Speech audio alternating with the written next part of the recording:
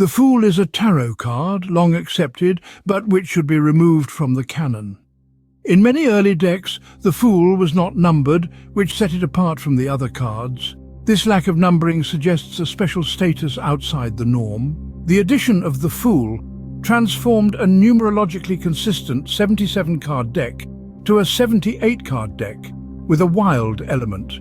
Interpreting the introduction of the Fool card into the tarot deck as a disruptive or even malevolent alteration, in the context of numerology and the integrity of the traditional tarot structure, presents a different perspective on tarot history.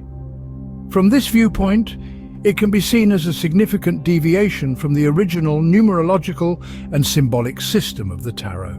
Numerological disruption. In numerological terms, the shift from 77, a master number with deep spiritual significance, to 78 could be viewed as breaking the harmony and mystical balance of the deck.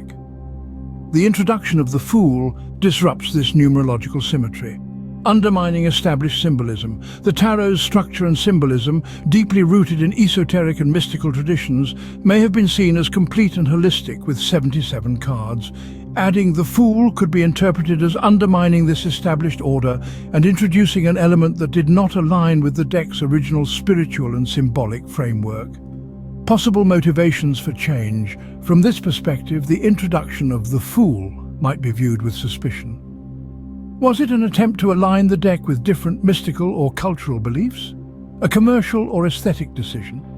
Or a deliberate move to shift the tarot's use and interpretation away from its original purpose? For those who follow strict numerological interpretations, the presence of the Fool could be seen as corrupting the purity of tarot readings, introducing an element of unpredictability and chaos that was not intended in the original design. Cultural or political interference.